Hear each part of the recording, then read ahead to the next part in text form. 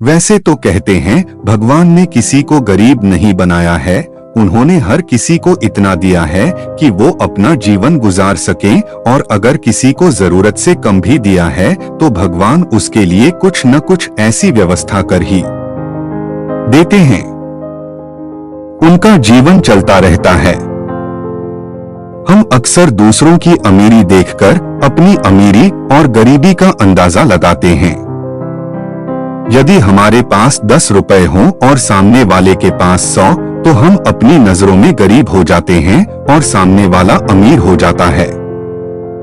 हम यह नहीं सोचते कि एक व्यक्ति कितनी मेहनत से रुपए कमाता है। एक 100 काम कर रहा है, उसकी जरूरतें क्या हैं? हम तो बस दूसरे की दौलत देखते हैं और अपनी राय बना लेते हैं। गौतम बुद्ध की आज की प्रेरणादायक कहानी के माध्यम से आप जानेंगे कि भगवान बुद्ध के अनुसार कौन धनवान और धनवान व्यक्ति होता है। साथ ही आप यह भी समझ जाएंगे कि गौतम बुद्ध हर व्यक्ति को अमीर क्यों कहते थे। गौतम बुद्ध की कहानी आपको बहुत प्रभावित करेगी और बुद्ध की इस प्रेरणादायक कहानी से मिली सीख आपके बहुत काम आएगी। एक बार की बात है, ऐसा हुआ, एक राज्य के राजा ने गौतम बुद्ध को कुछ दिनों के लिए अपने राज्य में आने का निमंत्रण दिया। बुद्ध ने उस राजा का निमंत्रण स्वीकार कर लिया और अपने कुछ शिष्यों के साथ उस राज्य में चले गए। राजा ने बुद्ध से मुलाकात की और उनसे कुछ दिन वहां रहकर अपने राज्य के लोगों की समस्याओं का समाधान करने और उन्हें धार्मिक मार्ग पर चलने की शिक्षा देने का अनुरोध किया। बुद्ध ने राजा की बात मान ली और इस राज्य में 3 दिनों के लिए एक धार्मिक परिषद आयोजित करने का निर्णय लिया। गौतम बुद्ध के आगमन की खबर पूरे राज्य में फैल गई और धार्मिक सभा के पहले ही दिन बहुत से लोग आए। उसी राज्य के चौराहे पर एक भिखारी बैठा रहता था। उसे भी गौतम बुद्ध के आने की खबर थी, लेकिन वह सोचने लगा कि धर्मसभा में जाकर और यहाँ बैठकर उसे क्या मिलेगा। जैसे जैसे लोग आएंगे वे मुझे भिक्षा में कुछ न कुछ अवश्य देंगे। पहले दिन कई लोग आए और इस भिखारी ने अच्छी खासी कमाई की। अगले दिन फिर वही क्रम जारी रहा। भिखारी ने भीख मांगने के साथ साथ यह भी देखा कि धार्मिक सभा में जाते समय लोग उदास और दुखी हो रहे थे और उन्होंने उसे कुछ दिया भी नहीं। जब वह बुद्ध से मिलकर वापस आता है तो बहुत खुश दिखता है और खुशी खुशी भिक्षा भी देता है। यही सोचते सोचते दूसरा दिन भी बीत गया। तीसरे दिन जब बहुत कम लोग आए तो भिखारी परेशान हो गया। उसने कमाई नहीं की। उसने सोचा कि बुद्ध तो सबकी समस्याओं का समाधान दे रहे हैं, तो क्यों न मैं भी उनके पास जाऊं और अपनी गरीबी दूर करने का उपाय पूछूं। ऐसा सोचकर वह भी धर्मसभा में गया, लेकिन वहां लंबी कतार थी। बड़ी मुश्किल से उनकी बारी आई। बुद्ध के पास पहुंचकर उसने प्रणाम किया और कहा, प्रभु, इस गांव में सभी लोग सुखी हैं और सभी लोग धनवान तथा सुख सुविधा संपन्न हैं, फिर मैं गरीब क्यों हूँ? तुम गरीब हो क्योंकि तुम हमेशा दूसरों से मांगते रहते हो लेकिन कभी किसी को कुछ नहीं देते हो।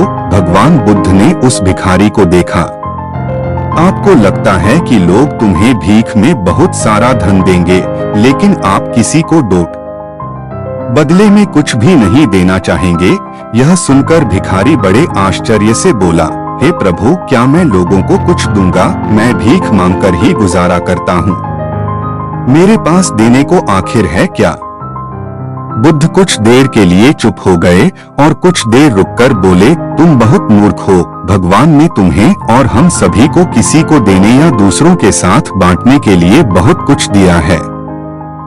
आपने एक मुस्कान दी है जिसे आप दूसरों के साथ साझा कर सकते हैं और उन्हें आशा और उम्मीद दे सकते हैं। तुम्हें आवाज दी गई है जिससे तुम मीठे बोल बोलकर लोगों की प्रशंसा कर सकते हो। तुम्हें 2 हाथ दिए गए हैं जिससे तुम दूसरों की मदद कर सकते हो। तुम्हें एक स्वस्थ शरीर दिया है जिससे तुम भीख मांगने के बजाय कड़ी मेहनत कर सकते हो। जिस व्यक्ति को भगवान ने बिना किसी कमी के ये चीजें दी हैं, वह कभी गरीब नहीं हो सकता।